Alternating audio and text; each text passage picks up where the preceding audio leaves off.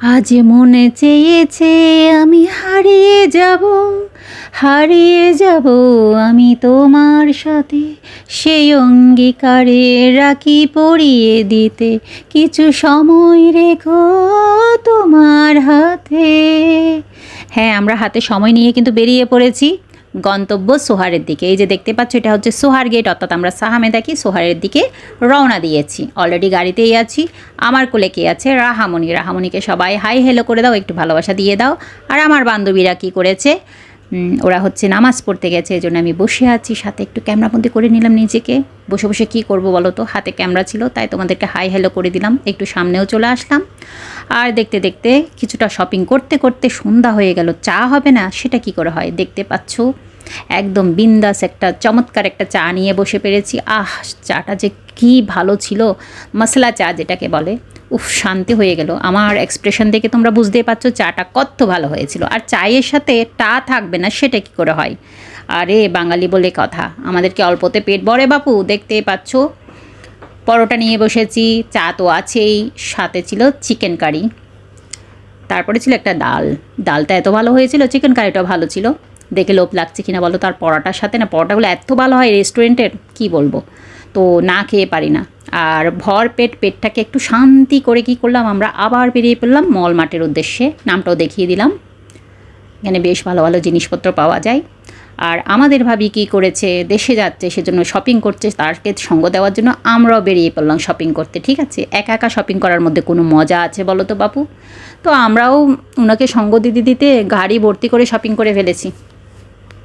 বেশ ভালো লাগছিল, কিন্তু সবাই মিলে এরকম শপিংয়ে গেলে কথা বলতে বলতে কোন দিকে শপিংয়ের গাড়ি ভরে যাবে আর টাকা ফুরিয়ে যাবে মানিব্যাগে, সেটা বোঝাই যায় না।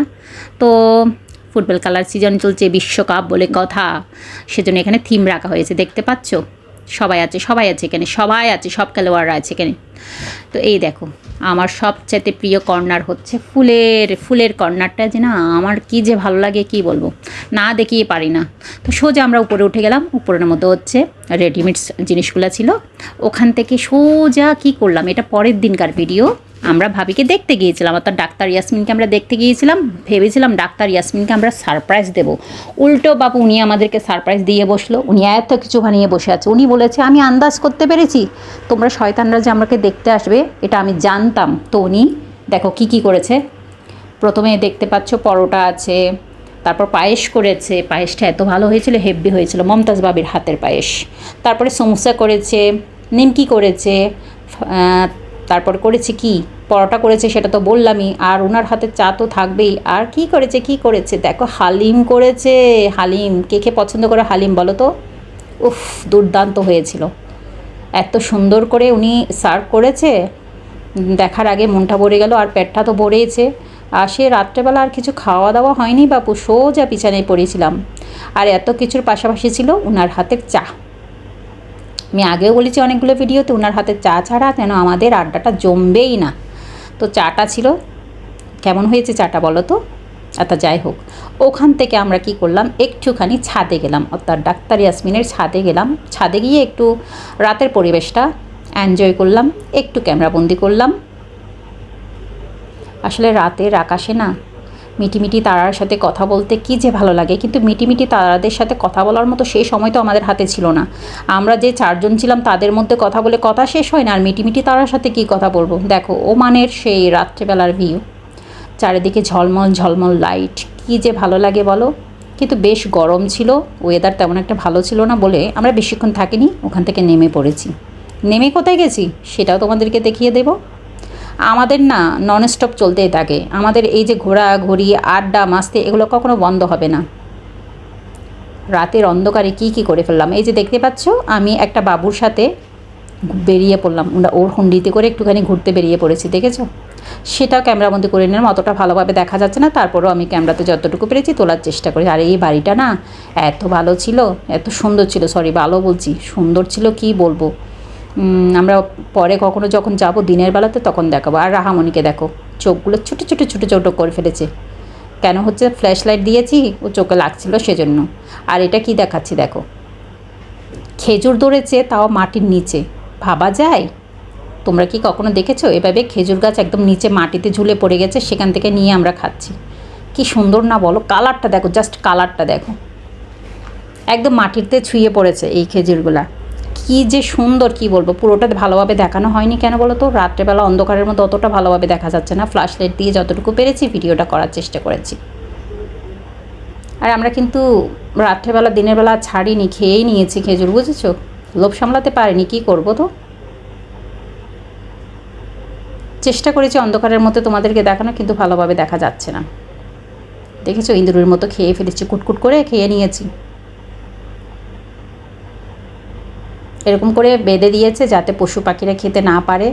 অনেক সময় রাস্তা দিয়ে গেলে অনেকে ছিঁড়ে নেয়, সেজন্য এরকমভাবে ওরা ব্যাগ বেঁধে দিয়েছে, ঠিক আছে, আলো বাতাস ঢুকতে পারবে।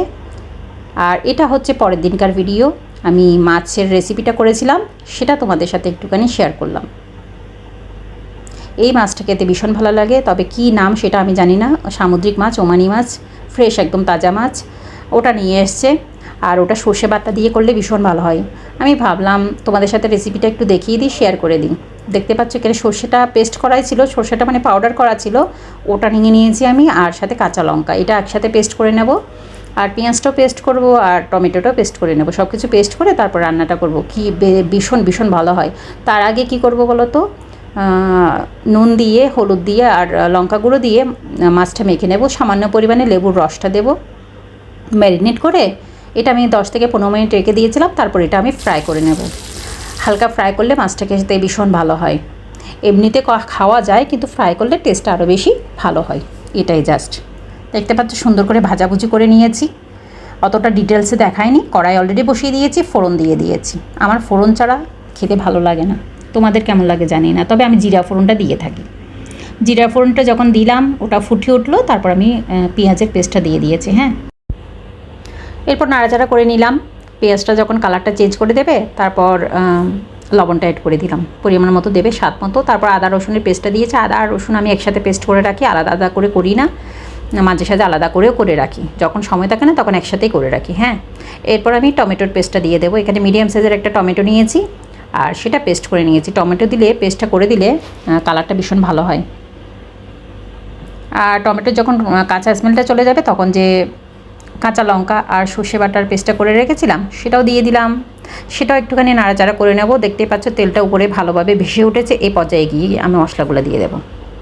আমি হলুদের গুঁড়ো, লঙ্কা গুঁড়ো, ধনে গুঁড়ো সবটা দিয়েছি, আর নাড়াচাড়া করে কষিয়ে নেব। অল্প অল্প জল দিয়ে তোমরা মশলাটা কষিয়ে নিও, যাতে পুড়ে না যায়, নিচে লেগে না যায়। কি সুন্দর করে মশলাটা কষানো হয়ে গেছে, দেখতেই পাচ্ছ, এত সুন্দর একটা কালার এসছে, আর খেতে এত দুর্দান্ত হয়, সত্যি বলার বাইরে। আর হ্যাঁ, আমি এখানে আলুটা ফ্রাই করে দিয়েছি, তো ফ্রাই করা আলুটা এখানে দিয়ে দিলাম। যেখানে যে কড়াইয়ে মাছ ভাজা করেছিলাম, সেখানে আলুটা ফ্রাই করে নিয়েছি। আর আলুটা একটুখানি কষিয়ে নিয়ে সাথে সাথে আমি জলটা দিয়ে দিয়েছি। জলটা যখন টকবটিয়ে ফুটে উঠবে, তখন আমি এখানে মাছগুলো অ্যাড করে দেব। রান্নাটা এত সহজ, আর খেতে কিন্তু এত দুর্দান্ত হয়। আমার বাসায় একবার করেছিলাম, সবার ভীষণ ভালো লেগেছে। তারপরে বললো, আবার যখন মাছটা নিয়ে আসলো, তখন আমার উনি বলল যে ওই দিনকে তুমি রান্না করেছিলে, ওটা মুখের মধ্যে এখনও স্বাদটা লেগে আছে। তো আমি, লেগে আছে তাহলে আবার রান্না করে খাওয়াতে হবে নাকি? বলছে হ্যাঁ। তো আবার রান্না করলাম। তো ভালোই লাগে, কেউ যখন কোনো প্রশংসা করে না, সেটা আবার বানিয়ে খাওয়াতে ভালো লাগে। তো ঢাকা চাপা দিয়ে 5 থেকে 10 মিনিটের মতো রান্না করে নিয়েছি। ফুটে উঠেছে, রান্নাটা প্রায় কমপ্লিট। উপর থেকে অল্প পরিমাণে সর্ষের তেল দিয়ে দিয়েছি নামানোর আগে।